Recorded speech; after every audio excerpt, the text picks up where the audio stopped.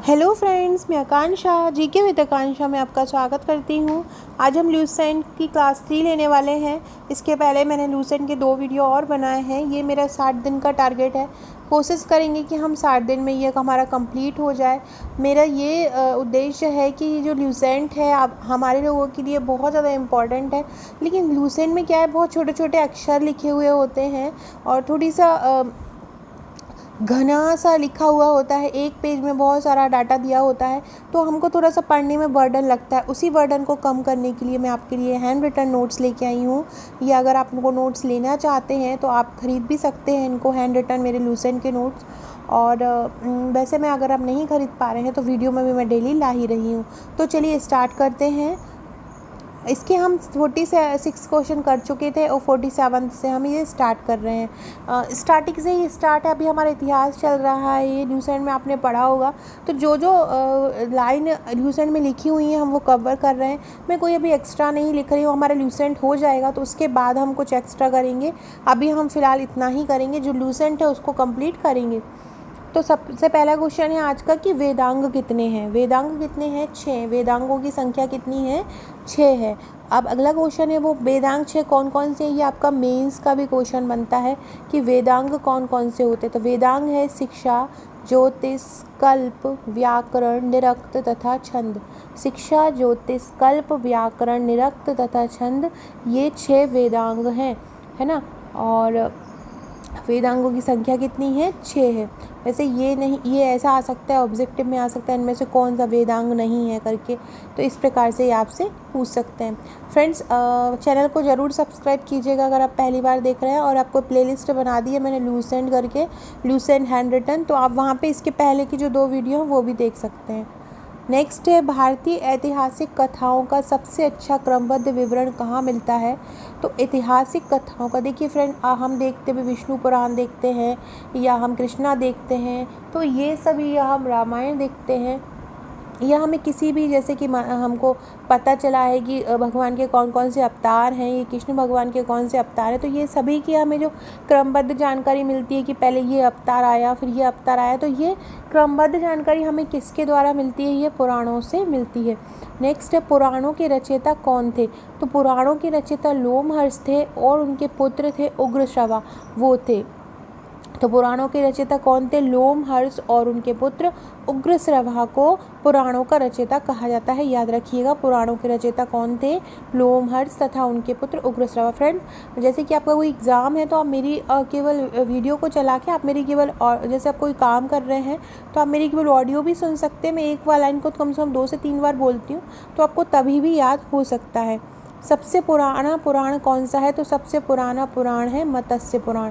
सबसे पुराना पुराण कौन सा है? मत्स्य पुराण है। अधिकतर पुराण किस भाषा में लिखे हुए हैं? तो अधिकतम पुराण जो है वो संस्कृत भाषा में लिखे हुए, क्योंकि वो संस्कृत के श्लोक के रूप में है। तो अधिकतर पुराण किस भाषा में लिखे हुए हैं? संस्कृत में।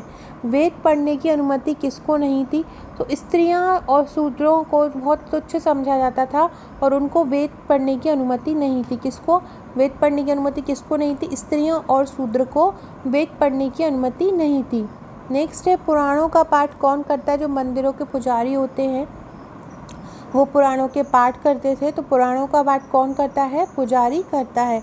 स्त्री की सर्वाधिक गिरी हुई स्थिति की जानकारी हमें किस संहिता से प्राप्त होती है? तो स्त्री की स्थिति जो है बहुत ज़्यादा गिरी हुई थी, इसके बारे में हमें जो जानकारी मिलती है वो मिलती है मैत्रेयी संहिता। कल मैंने बताया था कि संहिता क्या होती है, तो चारों वेदों को मिला के ही संहिता बोला जाता है। और स्त्री की सर्वाधिक गिरी हुई स्थिति की जानकारी किस संहिता से प्राप्त होती है? तो मैत्रेयी संहिता से प्राप्त होती है। नेक्स्ट है स्त्री को पुरुष का अर्धांगिनी किस ग्रंथ में कहा गया है। स्त्री पुरुष की अर्धांगिनी है, ये हमने सुना है, लेकिन ये किस धार्मिक ग्रंथ में कहा गया है? तो शतपथ ब्राह्मण में कहा गया है। शतपथ ब्राह्मण में कहा है स्त्री पुरुष की अर्धांगिनी है। सबसे प्राचीन स्मृति कौन सी है? तो सबसे प्राचीन स्मृति है मनु स्मृति। सबसे प्राचीन स्मृति कौन सी है? सबसे प्राचीन स्मृति है मनु स्मृति। फ्रेंड्स, ये मेरा नंबर है और डिस्क्रिप्शन में आपको मेरा व्हाट्सएप ग्रुप दिख जाएगा, तो आप वहाँ पे जुड़ सकते हैं। यहाँ पे आपको प्रीलिम्स के लिए या आप कोई भी वनडे एग्ज़ाम की तैयारी कर रहे हैं वहाँ का वीडियो और मटेरियल मिलेगा। और टेलीग्राम ग्रुप में भी जुड़ सकते हैं, जिसकी लिंक आपको डिस्क्रिप्शन में मिल जाएगी। ये मनुस्मृति जो है वो किस काल का ग्रंथ है? तो मनुस्मृति सबसे पुरानी स्मृति है और मनुस्मृति में शुंग काल के बारे में जानकारी मिलती है। शुंग काल का ग्रंथ है। शुंग काल जो पुष्यमित्र शुंग आपने सुना होगा, पुष्यमित्र शुंग, अग्निमित्र शुंग, तो ये शुंग काल के थे और मनुस्मृति शुंग काल का ही ग्रंथ था। याद रखिएगा, मनुस्मृति किस काल का ग्रंथ था? तो वो शुंग काल का था। नेक्स्ट है नारद स्मृति किस युग की जानकारी देता है? नारद मनुस्मृति के बाद हमें बड़ा नारद जो स्मृति वो किस युग की जानकारी देते हैं? तो नारद स्मृति जो है वो गुप्त युग की जानकारी देता है। नारद स्मृति किस युग की जानकारी देता है? गुप्त युग की जानकारी देता है। नेक्स्ट है जातक में किसकी कथा वर्णित है? तो जातक हमने सुना होगा, जातक कथाएं, तो जातक में किसके बारे में है? तो बुद्ध के पूर्व जन्म की कहानियाँ हैं, वो जातक कथाओं में हैं। क्या है जातक में? बुद्ध के पूर्व जन्म की कहानियाँ जातक में। याद रखिएगा, जातक बौद्ध ग्रंथ है और बुद्ध के पूर्व जन्म की कहानियाँ इसमें हैं। नेक्स्ट है हीनयान का प्रमुख ग्रंथ क्या? हीनयान किसका है? आपने सुना होगा हीनयान, महायान, ये बौद्ध धर्म के हैं जो 2 भागों में बट गए थे, बौद्ध संगति में, चतुर्थ बौद्ध संगति में, हीनयान और महायान में। तो हीनयान का प्रमुख ग्रंथ कौन सा होता है? हीन ग्रंथ का प्रमुख ग्रंथ है कथावस्तु। हीनयान का प्रमुख ग्रंथ कौन सा है? हीनयान का प्रमुख ग्रंथ है कथावस्तु। याद रखिएगा, कथावस्तु किसका ग्रंथ है? तो कथावस्तु हीनयान का ग्रंथ है। कथावस्तु में किसका वर्णन है? कथावस्तु में किसका वर्णन किया गया है? तो कथावस्तु में महात्मा बुद्ध के जीवन चक्र का वर्णन किया है। कथावस्तु में किसका वर्णन किया है? महात्मा बुद्ध के जीवन चक्र का वर्णन कथावस्तु में किया गया है। हीनयान का प्रमुख ग्रंथ कथावस्तु है। कथावस्तु में किसका वर्णन है? महात्मा बुद्ध के जीवन चक्र का। नेक्स्ट क्वेश्चन पढ़ते हैं, आगम किसे बोला जाता है? क्या बोल रहे हैं? आगम किसे बोला जाता है? तो जैन साहित्य को ही आगम बोला जाता है। आगम किसको बोलते हैं? जैन साहित्य जो है वो क्या कहलाता है? आगम कहलाता है। नेक्स्ट है जैन धर्म का प्रारंभिक इतिहास किससे ज्ञात होता है? या आपसे मैं पूछूं कि कल्पसूत्र किसका ग्रंथ है? तो कल्पसूत्र जैन धर्म का ग्रंथ है और जैन धर्म का प्रारंभिक इतिहास का ज्ञान हमको इसी से ही प्राप्त होता है, कल्पसूत्र से। तो याद रखिएगा, जैन धर्म का प्रारंभिक इतिहास किससे ज्ञात होता है? कल्पसूत्र से ज्ञात होता है। नेक्स्ट है भगवती सूत्र क्या है? आपसे मैं पूछूं कि भगवती सूत्र क्या है? तो भगवती सूत्र एक जैन ग्रंथ है। भगवती सूत्र क्या है? भगवती सूत्र एक जैन ग्रंथ है।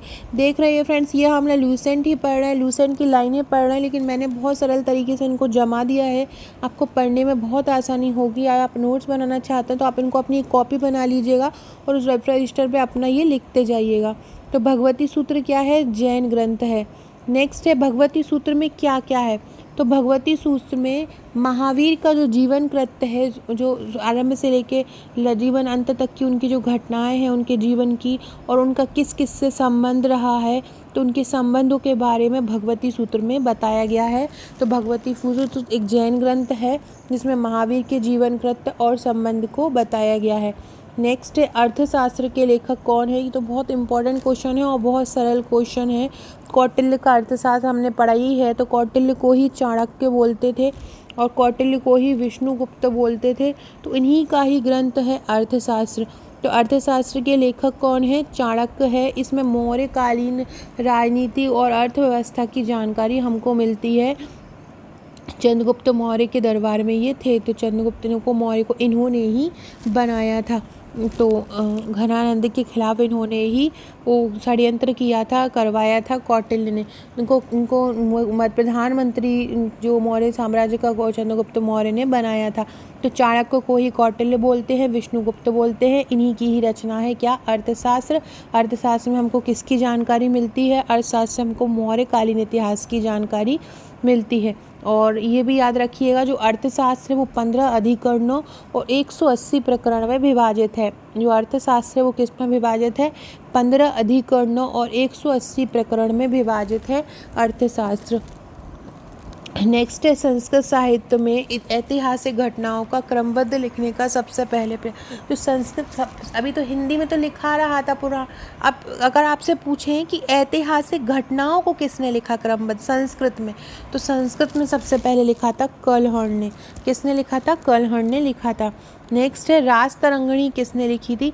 तो रास तरंगिणी जो है उसको किसने लिखा था? कलहण ने लिखा था। रास तरंगिणी को किसने लिखा था? कलहण ने लिखा था। बहुत इंपॉर्टेंट क्वेश्चन है, बहुत बार वनडे एग्जाम में पूछा जाता है कि रास तरंगिणी किसने लिखी थी? तो रास तरंगिणी कलहण ने लिखी थी। नेक्स्ट है रास तरंगिणी का संबंध किस क्षेत्र से है? तो रास तरंगिणी का संबंध है कश्मीर के इतिहास से। रास तरंगिणी का संबंध किस क्षेत्र से है? कश्मीर के इतिहास से संबंध है रास तरंगिणी का। तो फ्रेंड्स ये थे हमारे आज के क्वेश्चन। फ्रेंड्स ये मेरा MPPSC प्रीलिम्स का पैकेज है, इसमें आपको लूसेंट के 10,000 फैक्ट मिलेंगे, MP 5,000 मिलेंगे, घटना चक्र पुनरावलोकन के सभी विषय मिलेंगे, करंट खेलकूद के विषय। साथ ही आप किसी भी स्टेट की PSC प्री की तैयारी कर रहे हैं या वनडे एग्ज़ाम की तैयारी कर रहे हैं तो आपको ये कोर्स लेना चाहिए। बहुत बेस्ट पैकेज है, इसमें आपको सभी बहुत सरल तरीके से, और मैं प्रिंट नहीं कराती हूँ, मैं हमेशा से बोलती हूँ नोट्स को मैं हाथों से लिखती हूँ, ताकि क्योंकि प्रिंट नोट्स हमको मार्केट में बहुत मिल जाते हैं अच्छे अच्छे, लेकिन हैंड रिटन नोट्स नहीं मिलते हैं, और हैंड रिटन नोट्स को पढ़ने में बहुत अच्छा लगता है और ज़रा में हमको याद भी हो जाता है। ये वस्तुनिष्ठ प्रश्न रहेगा इस पैकेज में आपको, और सामान्य अध्ययन, लूसेंट, घटना चक्र, पुनरावलोकन का इनमें समावेश रहेगा।